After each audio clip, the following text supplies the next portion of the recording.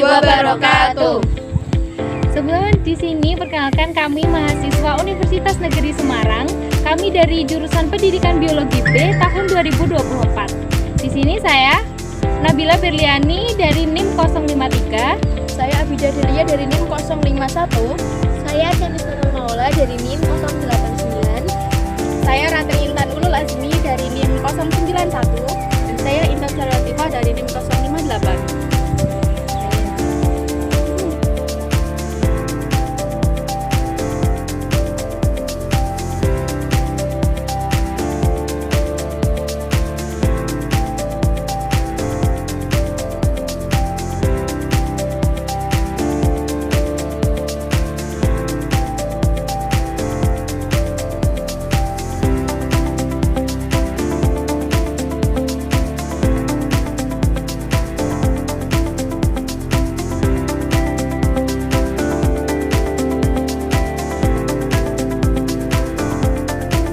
Pada kesempatan kali ini, saya akan memaparkan tentang kebun tanaman hortikultura yang beralamat di Jalan Sigarajan, Sumerjo, Kecamatan Gunung Pati. Kebun ini memiliki luas sekitar 12 hektar. Kebun ini berfokus pada pembudidayaan tanaman sampai proses pembuahan. Jenis-jenis tanaman di kebun ini terdapat kelengkeng, durian, jambu kristal, jambu air, rambutan, serikaya, alpukat, belimbing, buah naga. Tetapi pada tanaman buah naga pertumbuhannya kurang maksimal. Nah, berikut saya akan menjelaskan tentang tanaman hortikultura dan jenis-jenisnya. Hortikultura adalah cabang dari ilmu pertanian yang berfokus pada budidaya tanaman, terutama pada tanaman sayuran, buah-buahan, tanaman hias, dan tanaman obat. Secara umum, hortikultura mencangkup segala kegiatan yang berkaitan dengan penanaman, pemeliharaan, dan panen tanaman yang memiliki nilai estetika, nilai gizi, maupun komersial. Hortikultura terbagi menjadi beberapa bidang utama. Yang pertama, pomologi, khususnya pada budidaya tanaman buah. Yang kedua, ada olerikultura, fokus pada budidaya tanaman sayur. Yang ketiga, ada florikultura, fokus pada budidaya tanaman hias. Yang keempat, ada tanaman obat, mencangkup tanaman yang memiliki manfaat kesehatan dan digunakan sebagai obat. Praktik hortikultura berperan penting dalam memenuhi kebutuhan pangan, estetika, dan kesejahteraan manusia, serta mendukung keanekaragaman hayati di berbagai lingkungan. Hortikultura terbagi menjadi beberapa jenis atau bidang berdasarkan jenis tanaman yang dibudidayakan dan tujuan penggunaannya. Berikut adalah jenis-jenis hortikultura. Yang pertama ada pomologi. Nah, pomologi adalah cabang hortikultura yang khusus mempelajari dan membudidayakan tanaman buah-buahan. Contohnya, tanaman pomologi adalah mangga, apel, jeruk, dan pisang. Yang kedua ada olerikultura. Olerikultura berfokus pada budidaya tanaman sayuran. Cabang ini mencangkup semua aspek pertumbuhan, pemeliharaan, hingga panen tanaman sayuran seperti tomat, cabai, bayam, wortel, dan kubis. Yang ketiga ada florikultura. Florikultura adalah bidang hortikultura yang mempelajari budidaya tanaman hias. Ini mencangkup tanaman berbunga, tanaman daun indah, tanaman pot, dan tanaman taman. Contohnya adalah mawar, anggrek, krisan, dan bonsai. Yang keempat ada biofarmaka. Biofarmaka atau tanaman obat adalah cabang hortikultura yang memfokuskan pada tanaman yang memiliki manfaat obat atau kesehatan. Contohnya jahe, kunyit, temulawak, lidah buaya, sambiloto. Yang kelima ada lanskap hortikultura. Lanskap hortikultura berfokus pada penggunaan tanaman untuk desain dan tata ruang luar yang estetis seperti taman kota, taman rumah, atau taman vertikal. Tanaman dalam lanskap hortikultura sering dipilih untuk daya tahannya dan daya tarik visualnya. Yang keenam ada hidroponik dan vertikultur. Meskipun lebih dikenal sebagai metode hidroponik dan vertikultur, sering dianggap bagian dari hortikultura modern karena mencangkup budidaya tanaman tanpa tanah atau hidroponik dan budidaya tanaman dalam sistem vertikal atau vertikulur yang cocok untuk lahan sempit. Setiap jenis hortikultura ini memiliki peran penting dalam memenuhi kebutuhan pangan, estetika, kesehatan, dan lingkungan. Terima kasih.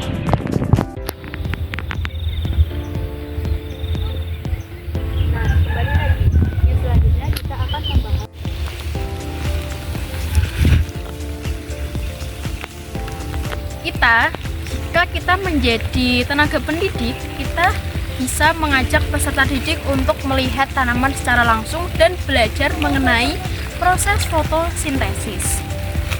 Kita bisa mengamati secara langsung dan melihat proses fotosintesis yang menghasilkan makanan dan oksigen.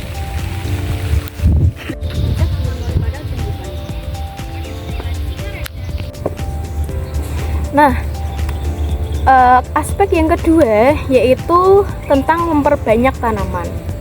Memperbanyak tanaman itu secara vegetatif itu bisa stek, mencangkok, ataupun okulasi. Yang pertama yaitu stek. Stek yaitu memotong bagian batang, akar, maupun daun secara vegetatif untuk memperbanyak tanaman. Adapun jenis-jenis stek yaitu ada 3.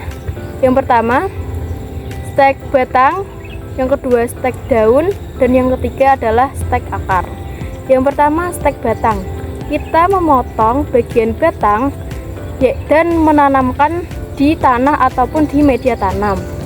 Yang kedua yaitu stek daun, kita menggunakan daun yang memiliki tunas atau akar yang digunakan untuk memperbanyak tanaman.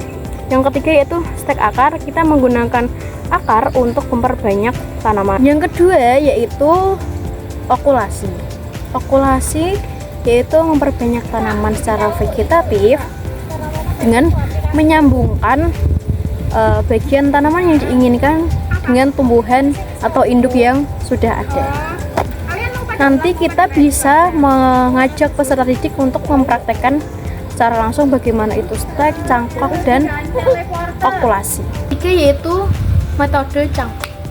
Cangkok itu memperbanyak tanaman secara vegetatif dengan mengembangkan akar pada batang tanaman tanpa memisahkan dari induknya. Dari konsep-konsep tersebut, jika kita sebagai tenaga pendidik, kita akan mengajarkan kepada peserta didik mengenai konsep-konsep tersebut dan mempraktikannya.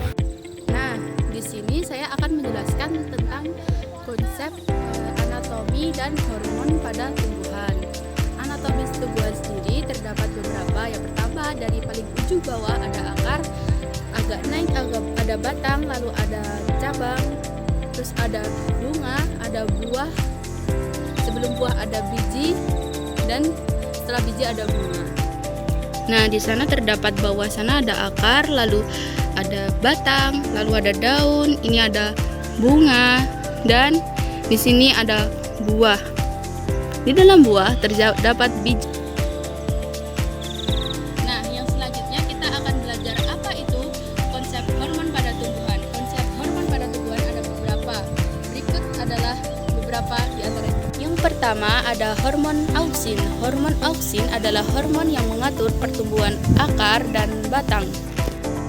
Yang kedua ada hormon giberlin. Hormon giberlin berfungsi mengatur pertumbuhan batang, pembentukan atau pematangan buah, pembungaan. Dan yang selanjutnya, yang ketiga ada hormon sitokinin, yaitu hormon yang berperan dalam pertumbuhan tunas. Selanjutnya ada hormon etilen. Hormon etilen adalah hormon yang mempercepat pembungaan dan mempercepat pengguguran bunga. Pada kesempatan kali ini saya akan menjelaskan mikrobiologi tanah, peran mikroorganisme dalam kesuburan tanah dan kesehatan tanaman.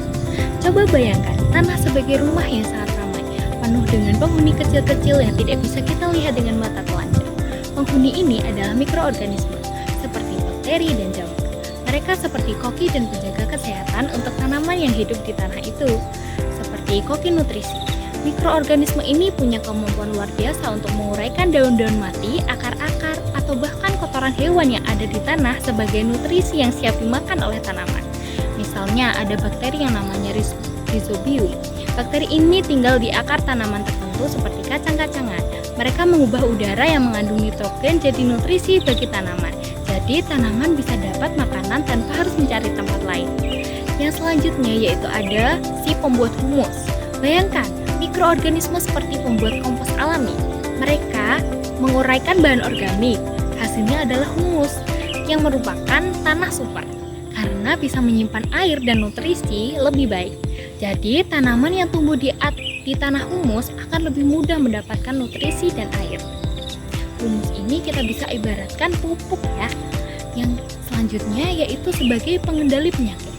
Ada juga mikroorganisme yang seperti dokter bagi tanaman. Mereka membantu melindungi tanaman dari penyakit. Misalnya ada jamur Trichoderma yang bisa melawan jamur jahat yang menyebabkan penyakit pada akar tanaman. Jadi, tanaman tumbuh sehat karena ada mikroorganisme yang menjaga mereka dari patogen. Saya akan menjelaskan mengenai adaptasi tanaman. Bagaimana sih tanaman beradaptasi dengan kondisi lingkungan yang berbeda-beda? Nah, sekarang kita akan membayangkan kita pergi ke beberapa tempat yang ekstrim, misalnya gurun pasir yang sangat panas dan kering, atau daerah yang bersalju yang sangat dingin. Tanaman yang hidup di tempat-tempat seperti ini punya trik khusus supaya bisa bertahan hidup. Nah, contohnya bila di daerah gurun nih, daerah panas atau kering, ada tanaman seperti kaktus.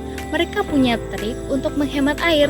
Kaktus ini memiliki daun berbentuk duri. Mengapa begitu? Karena daun yang kecil dan berduri itu akan mengurangi penguapan air. Selain itu, kaktus punya batang yang tebal untuk menyimpan banyak air saat ia ada hujan. Jadi, meskipun jarang hujan, kaktus bisa menyimpan air yang cukup untuk bertahan lama. Yang kemudian, kita akan beralih ke daerah bersalju atau dingin. Di tempat yang dingin seperti di pegunungan tinggi, tanaman biasanya tumbuh rendah.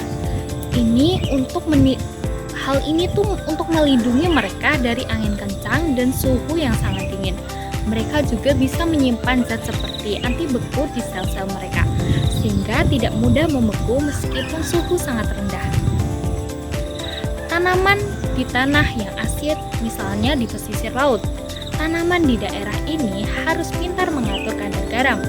Mereka punya kemampuan untuk menyimpan garam-garam di dalam daun yang akan mereka kuburkan. Atau bahkan mereka akan mengeluarkan garam dari kelenjar khusus. Jadi, meskipun tumbuh di tanah asin, mereka tetap bisa hidup. Intinya, setiap tanaman mempunyai cara tersendiri untuk beradaptasi dengan kondisi lingkungannya. Kalau kita perhatikan, cara mereka beradaptasi ini sangat cerdas dan membuat mereka dapat bertahan hidup di keadaan yang tidak selalu mendukung. Selanjutnya kita akan membahas bagaimana cara merawat tanaman hortikultura. Yang pertama ada penyiraman.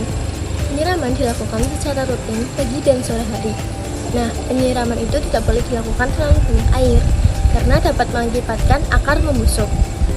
Penyiraman juga dilakukan saat hujan tidak tiba ya. Kalau hujan datang berarti nggak usah disiram. Yang kedua ada pemberian pupuk. Pemberian pupuk dilakukan secara rutin setiap minggu. Nah, ini bisa diberikan pupuk kandang atau pupuk kompos. Tapi jangan terlalu sering memberikan pupuk. Yang ketiga ada penyiangan, yaitu membersihkan gulma atau semacam hama. Nah, kegiatan ini dilakukan rutin setiap minggu dan jangan sampai merusak tanaman. Jadi harus hati-hati guys. Yang selanjutnya ada pengendalian hama. Periksalah tanaman secara rutin bila terkena serangan hama. Kemudian gunakanlah pestisida organik bila diperlukan dan jagalah kebersihan area tanaman. Yang kelima ada pemotongan atau pemangkasan. Nah, potonglah atau pangkas bahan yang sudah tua atau kering. Buanglah air yang tidak produktif agar tidak mengganggu tanaman. Sekian.